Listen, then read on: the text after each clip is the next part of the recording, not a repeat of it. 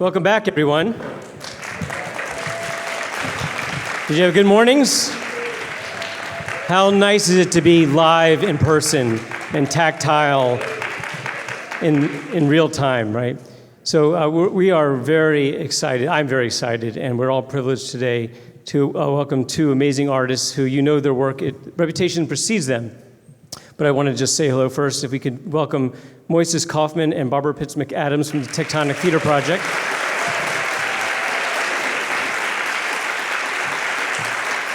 In addition to being an actor and a contributor and helping develop the Tectonic Moment work, Barbara Adams is really one of the contributors to the Tectonic process.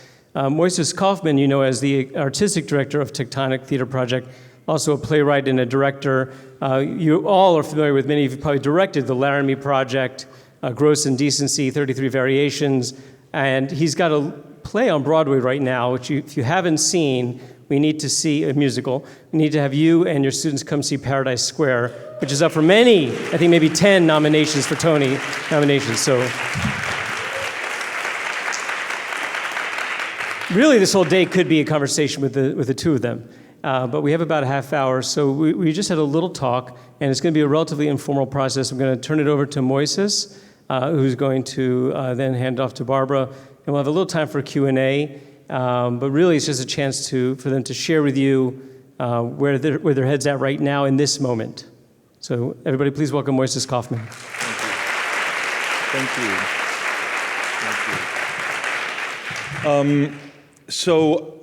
I came from a rehearsal.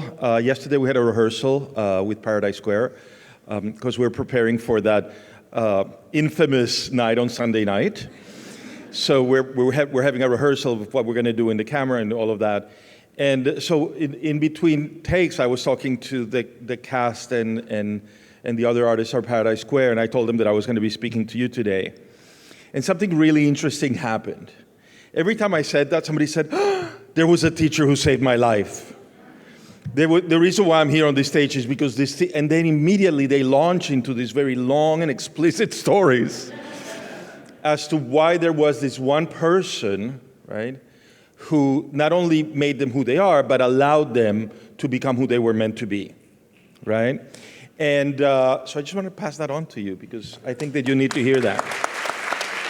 You know, I think that you are the most important artist in American theater because you are the ones who are preparing the next generation, right? And you're giving people tools to become everything that they can aspire to be. So thank you for allowing all of us to continue to do our work.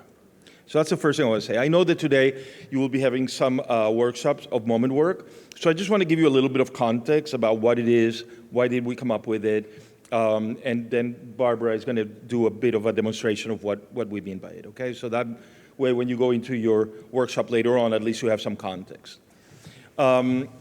Before I do anything else, I just want to thank Peter, because he is an amazing human. And another one of those people who's changing the landscape of American theater. So thank you. Thank you for having me. I do have to interject. This man... And agree, I hope. I take that very humbly. Thank you very much. When I asked Moises to speak today, he said, when? When I told him who he's speaking to, he said, thank God. He is one of us. He is one of you. He is a leader, and so is Barbara, in the field, but they're always grounded in experiences for the first time for young artists, for old artists, for communities. So I just wanted to share that little note. And we also have some special guests, Tectonic teaching artists and master artists with us over here as well in the expensive seats. So thank you. Thank you, Moises. Okay, so I'm really delighted that you're going to get to experience some moment work today. We created Tectonic Theater Project because we were rather unhappy with the kind of theater that we were seeing. Most of the theater that we were seeing looked like a sitcom. It had a sofa and a kitchen sink, and you know, people chatting, and it felt really boring and a really underutilization of our fantastic theatrical medium. And so we created it to start doing work that wasn't only kind of realism and naturalism, but to really kind of think about What is theater? What can occur on the stage? How are we different from film and television, right? At a moment in our history where we can all take a phone and make a little film, why choose this medium, right? And I think that question is now more important than ever and more pivotal than ever, because unless we can do something here that we cannot do in those other mediums, then why do it, right? And invariably, when I bring this question up, then people say, well, the difference about theater is that it's the live presence of the actor. And that is true, and that is, of course, one of the biggest differences, but I don't think that's enough anymore. I think that we really have to devote ourselves to what is theatrical, what is theatricality. How does the theater speak in a way that no other medium speaks? So that was kind of the big umbrella idea behind moment work, right? In America, the way that a play is created is that a writer goes into a room, and she spends 20 years in that room writing a play, and we all have an image of what that room looks like, right? Like cobwebs and empty vodka bottles. And after 20 years, she comes out of the room with her play. She goes to another room, right, where she hands it over to a director who spends 3 weeks of rehearsal, 1 week of tech, and the play is up. If you look at that form, at the way that theater is being constructed, you can see why so much of the theater that we see looks like a sitcom, right? Because it's a writer alone in a room, and then there is another process that has very little to do with what was happening in that room. And the purpose of that process is to bring life and breathe life into that text. It all begins with text, right? I think what moment work does is that it allows artists, and theater students to have agency, to create narratives on stage that are not entirely dependent on text.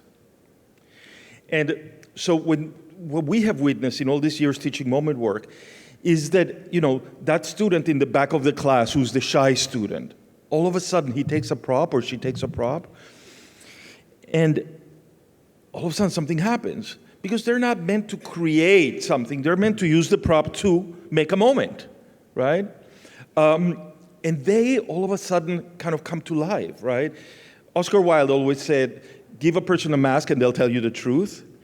I think, give a person a prop and they'll tell you the truth. Or give a person a piece of music and they'll tell you the truth. Because it removes the kind of responsibility from the act of creation, and it makes it a collaboration with theatricality. So that's kind of the big idea. Moment work is a way of writing performance as opposed to writing text, right? And so going into classrooms, going into rehearsal rooms, and the wonderful thing is that you can use moment work with a pre-existing text, right? You can take Hedda Gabler, everybody reads it, and then you go into the room, you say, for the first week, we're not going to deal with the text. Let's make moments about Hedda Gabler. Let's make moments about the gun. Let's make moments about the fireplace. Let's make moments about the things that are... And what will happen is that you will immediately begin to see the creativity of the students and the artists begin to be funneled through the moments, right? They're much able to perhaps speak about the issues and the ideas of the play theatrically as opposed to verbally. So why don't we take a moment, and Barbs, do you want to do your... Sure. Got a little crate here. Can everybody see me okay? Okay. When I was heading to a high school moment work teaching lab one time, I overheard one student say to another, "What even is moment work?" So now I'm going to show you what even is moment work. But first, we often start a moment work training lab by asking people to reflect on moments of theater they've seen that are breathtaking, unforgettable, that stay with you forever. And so I'm going to share one. The Broadway production of Indecent by Paula Vogel. And we just saw some of a high school production featured in Peter's wonderful video. So I know some of you, that might be on your mind. And, it's not my favorite convention to walk into the theater and see all the actors on stage. I just worry about them. They had to get there a half hour earlier. They have to sit there stock still. So I either forget about them or I worry about them. So it's not my favorite convention. But there they were, sitting in their kind of shtetl clothes. Indecent is about a Yiddish theater company producing a play about about a lesbian love affair. First lesbian kiss in American theater came from the historical play that this is based on. So the lights go down, and by the way, the play starts in the 1920s and it goes through World War II and into the 50s. So you see them all, they look like they're in a waiting room for Ellis Island or something in their dark kind of immigrant clothes. And then the lights go down in the theater, and the lights come up beautifully on the stage, and they all stand, and ash just pours out of their sleeves, and it pours, and it pours. And the audience is breathless. And then they're going to start to tell you this story.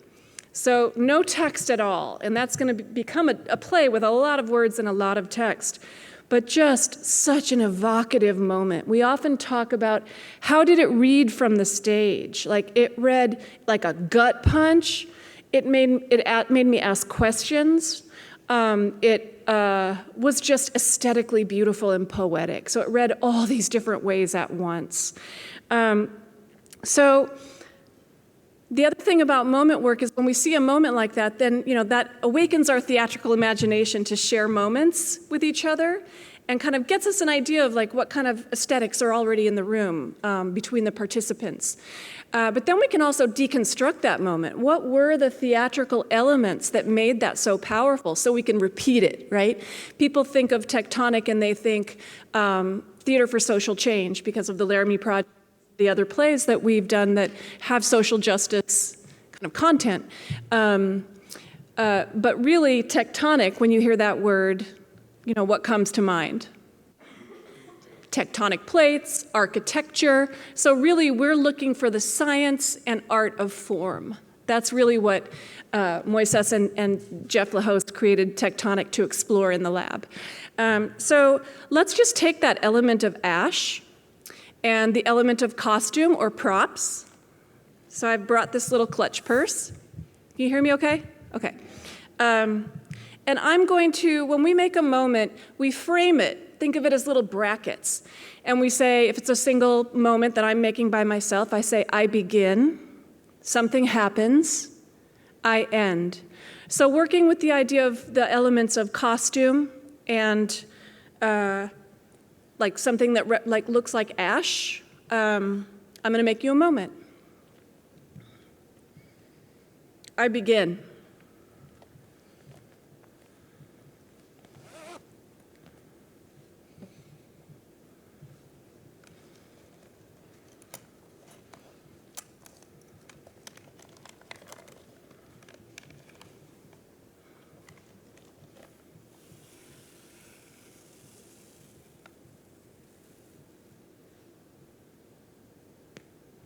I end. So that is a non-text moment. And we could mess around. Moises is probably already going, oh, if you did this, it would hit the light better, and if you did this, it would. So we do love to side coach each other's moments. And once the moment exists in the room, it belongs to everybody to experiment with. But what if I want to layer some content? So if that's the theatrical form, something to do with ashes, how do we want to play with that? I have 3 different kinds of text here. I have informative text. So often we're working with interview material or we're working with statistics, court transcripts. So when you have something really dry, it helps to theatricalize it. That's one of the reasons moment work came to be, is how are we going to make this text that wasn't created by a dramatist, how are we going to infuse it with theatricality, really bake it in? So it's the marriage of the form you just saw and then figuring out how the content might come into play. So I'm going to read you what might be a piece of interview text while I attempt to also do the moment. All right. I begin.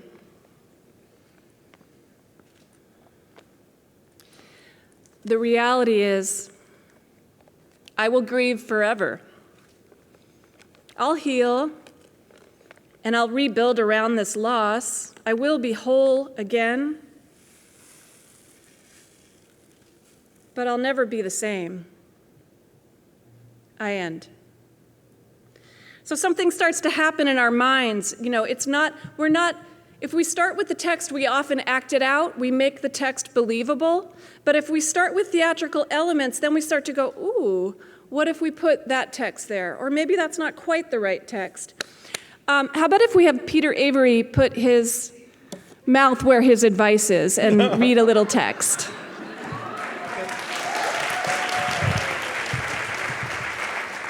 After this, we'll talk about how I put my mouth where my advice is. Remember this morning and I said jump in and don't sit like your kids do and... Here we are. So first he's going to read a kind of a boring piece of informational text, and then we're going to do a third text. So there's this one, and you can just, I'll say we begin, and you can just start reading. Just flat, this one. Yeah, and so when it's more than one person in a moment, somebody in the moment says we begin, the moment happens, we end. We begin. Inflation is an overall increase in the prices of goods or services. Over time, currency loses value, and it doesn't have as much purchasing power.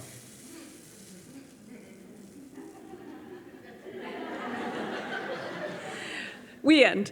So I added a little element of clowning in there, a little emotion added onto that. And now, Moises had mentioned that you can use a piece of existing text. So Peter's going to really show us his chops here. And I'm going to add the element of tempo and movement. So I'm going to kind of change up the structure of this moment. In fact, you come here. That would make sense for this text, I think.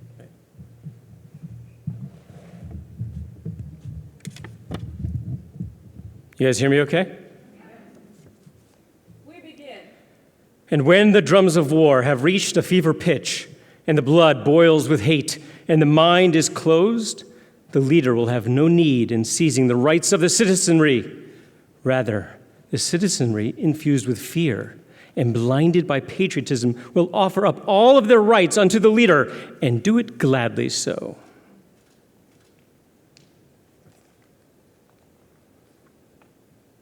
We end.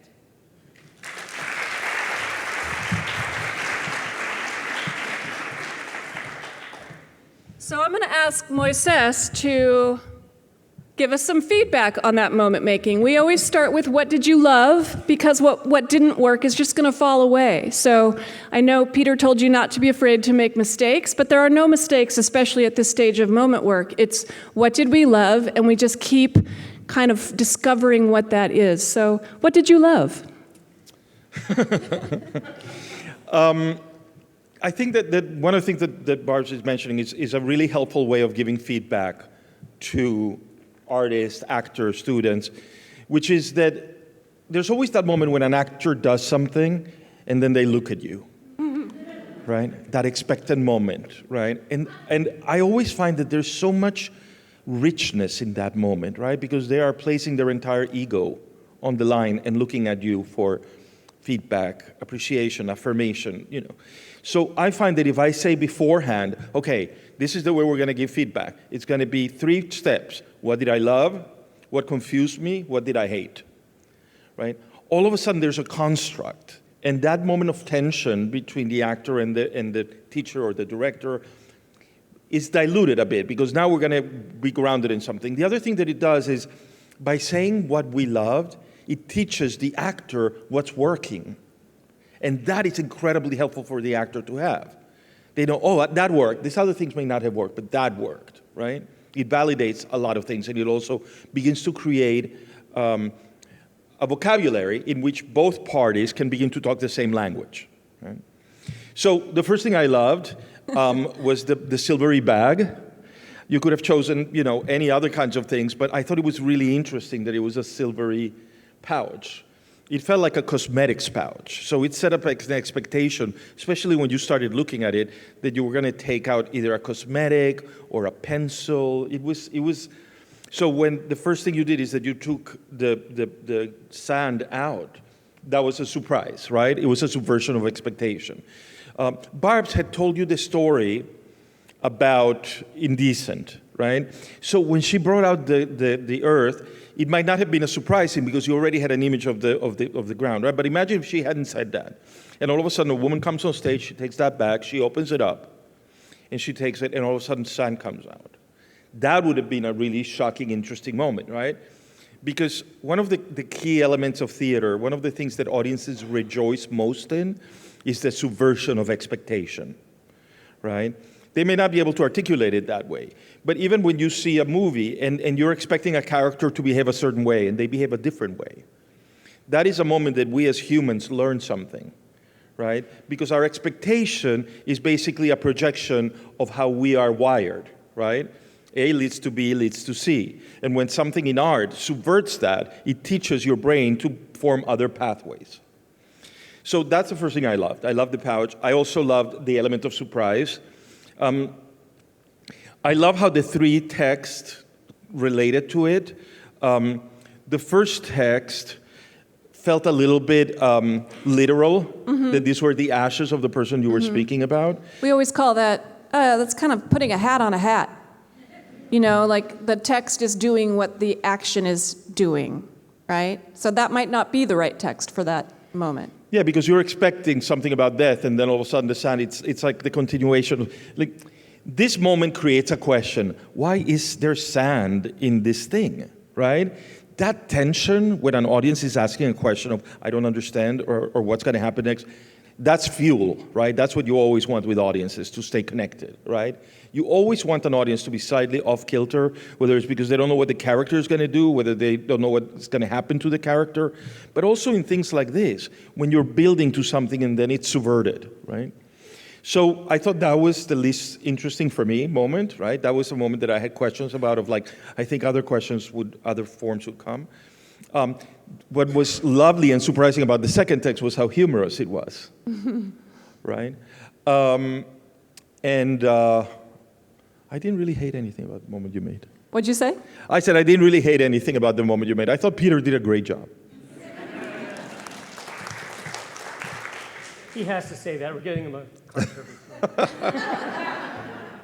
If I don't say that I stay here, I don't get a ride back to Manhattan. Just to piggyback on that, Moises often says, like, audiences love to have mysteries to solve. And it can be as simple as, why is there sand coming out of that pouch, right? And then our brains are little meaning-making machines. We're gonna try to answer that. So when you see, you know, the thing about inflation, and then you see this, oh, she's got her money has turned to dust in her like we make those connections, right? So, so often we start with the text, and then we just put everything in service to that text.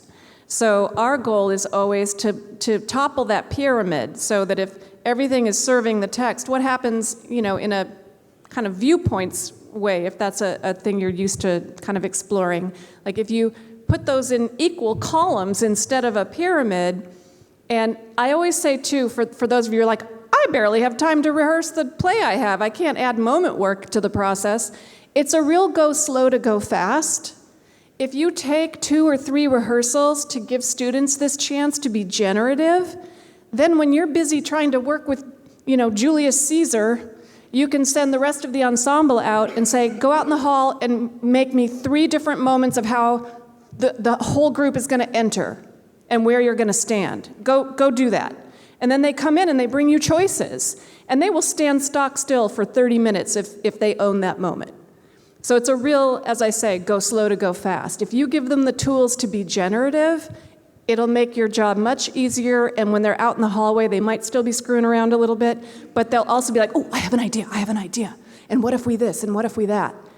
So you just enfranchise them to help you get the play staged and directed. And Great. So we're going to transition to a bit of Q&A, but I did not tell Moises and Barbara that the slide I showed before you left was a moment of truth among many moments.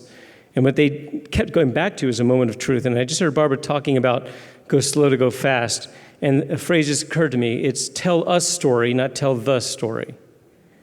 Right? Don't be slavish to the play that has been written or a process that you know you want to get your kids to, and so you're devising to get them to that spot, and you're just leading them there, right? So it is about kind of giving over some control and facilitating. So first of all, can we thank them before we go to Q&A? That was beautiful. Know that this is really the beginning of our work with Tectonic and the New York City Department of Education Arts Office. I want to thank Matt Jocelyn, Executive Director from Tectonic, because we are really, Matt is over there, we're really blowing this up. And those of you that are interested in this work, we will continue it in the fall. That said, we have time for a couple questions.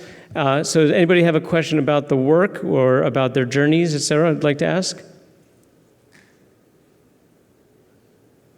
You probably have too many questions, but just one question. It doesn't have to be the best question. Yes.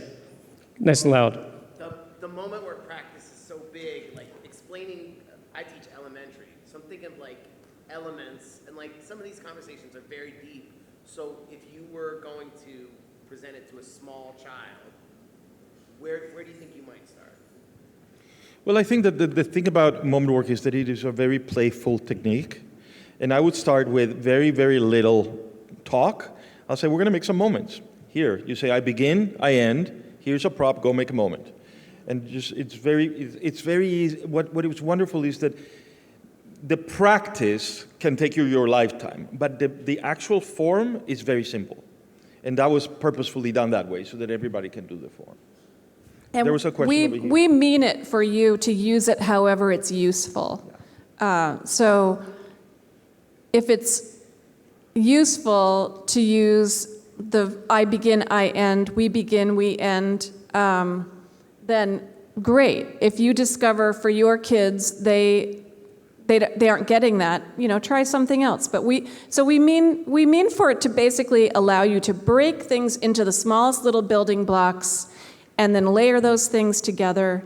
And you can get from what I just did with students really quickly. And then we could say, let's have 3 people do that at the same time. Let's layer a different moment behind that moment. Many of your colleagues already in the elementary school do a treasure box, right? Kids go over and they pull out something and they tell the story. So I think actually this is very liberating, right? Whether you have students that maybe English isn't their first language, right? Where they are young minds. There's a question up front. Somebody had a question? Yes, here. Go ahead.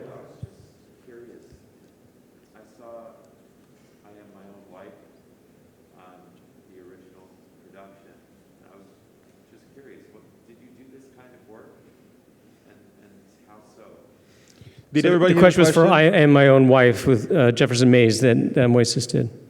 Yes, I Am My Own Wife was written entirely with moment work. Basically, Doug Wright, I Am My Own Wife is a play about a German transvestite who survived the Nazis and the communists wearing a dress. And she called herself a transvestite, so I'm using her language. But Doug Wright had gone to Germany and interviewed her and spent a lot of time with her.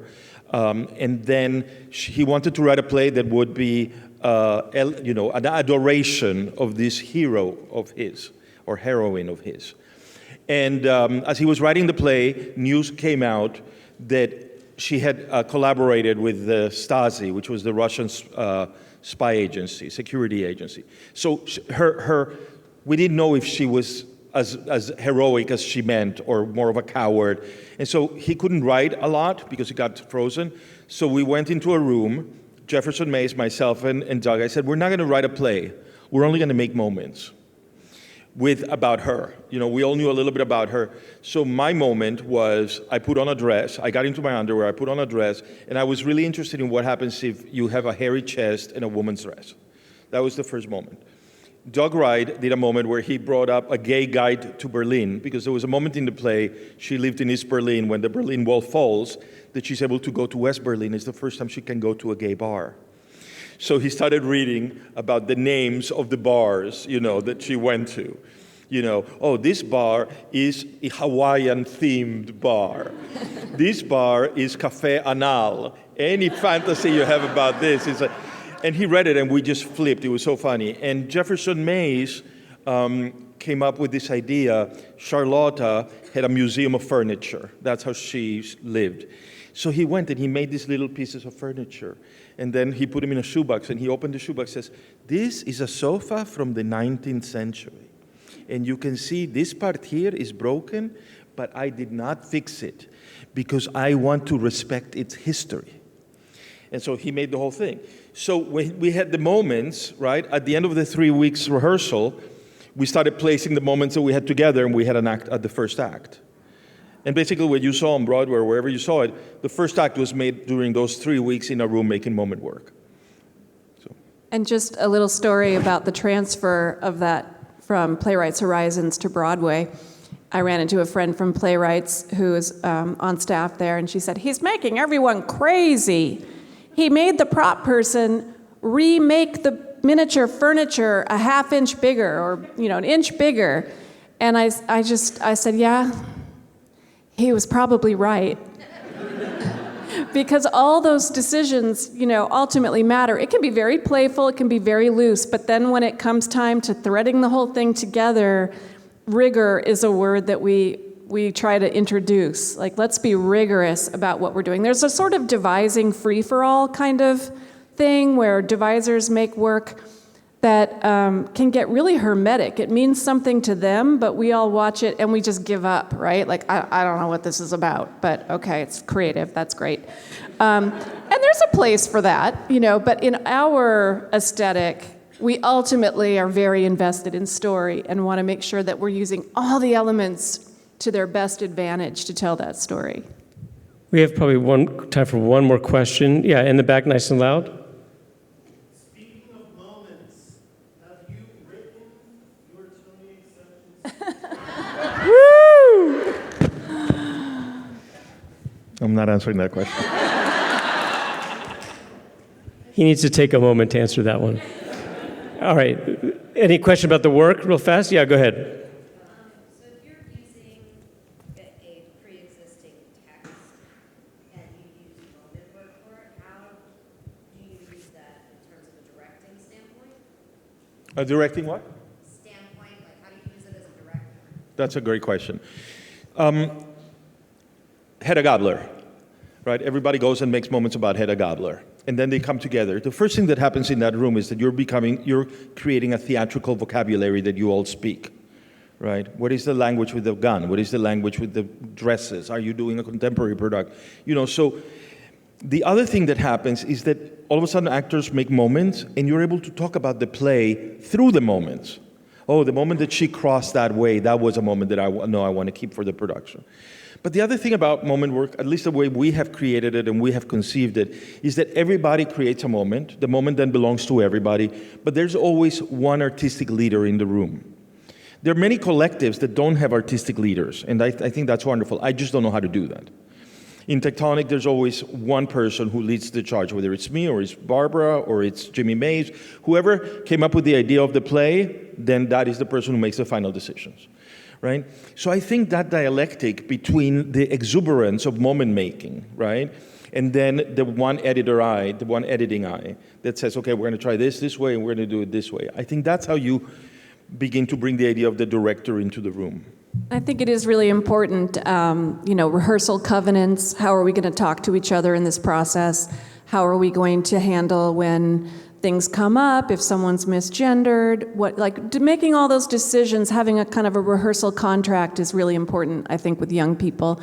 And then I've taken to really reiterating over and over, this process is a funnel. And in the beginning, the funnel is really wide. Anybody can throw things into the funnel. As we funnel closer and closer to performance, we all go back to our areas of expertise. You're going to act, you're going to stage manage. I'm going to have the director's eye. So I'm going to take back a lot of decision making as we get closer and closer, but that's to protect you. That's so you can focus on your piece. And then you need to get that buy-in from them. Do I have that permission from all of you to keep the big play in mind? And to create space for those conversations when people are upset that something they created didn't make it into the play. And really that how does it read from the stage? And let's say you want to stage The Tempest, and so you're going to use moment work to create the storm. And you say to everybody, go to the prop cabinet, find anything you think would be on a boat. And then you just start creating the storm. And then you can say, okay, moment A first, then moment B, then moment C, then let's have all three moments repeat.